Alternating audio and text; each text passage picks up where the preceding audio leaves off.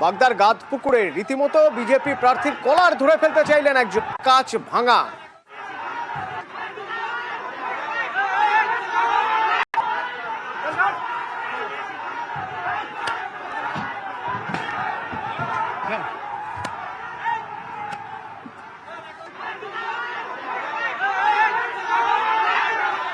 প্রথমে go back slogan BJP প্রার্থী, এরপরে গাড়িতে উঠলে গাড়ি পর্যন্ত ধাওয়া করে গাড়ির মধ্যে কলার ধরার চেষ্টা বিজেপি প্রার্থী।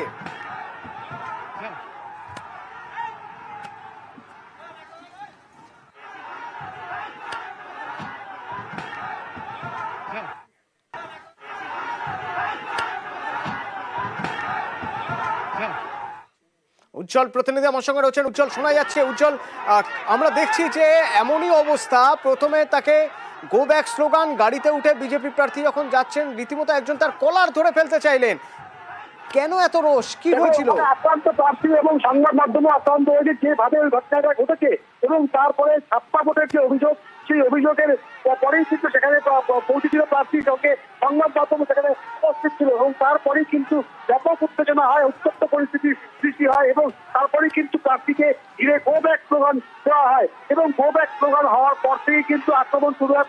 প্রার্থীর গাড়িতে আক্রমণে প্রার্থীকে গাড়ি ভাঙচুর করা হয়, প্রার্থীকে আক্রমণ করা হয়, একই সঙ্গে সংবাদ মাধ্যম তাদের উপর আক্রমণ করা হয়। ফলত সব মিলিয়ে বলা যেতে পারে পরিস্থিতি যথেষ্ট উত্তপ্ত রয়েছে এবং পরবর্তী সময় ওখানে নিরাপত্তা রক্ষীরা গিয়েছে পরিস্থিতি নিয়ন্ত্রণে আনতে, কিন্তু এখনো পর্যন্ত পরিস্থিতি যথেষ্ট উত্তপ্ত রয়েছে ওই এলাকায়। কিউআরটি পৌঁছতে কি সময়, কিউআরটি কি সময় পৌঁছেছিল উজ্জ্বল? কারণ যে অবস্থায় যেভাবে একরকম পালিয়ে বাঁচতে হলো দেখা যাচ্ছে বিজেপি প্রার্থীকে।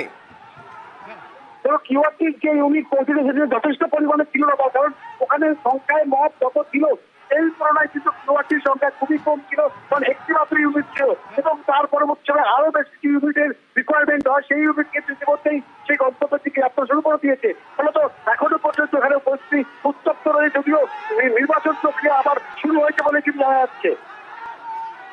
অর্থাৎ উজ্জ্বল, কিছুটা হলেও নির্বাচন প্রক্রিয়া ওখানে ব্যাহত ছিল, ভোট প্রক্রিয়া এখন আবার ঠিকঠাক মতো শুরু হয়েছে। আর বুথের আশপাশের কি অবস্থা? কারণ যে বিক্ষোভের ছবি দেখা যাচ্ছে, বিক্ষোভকারীরা তারা কোথায়?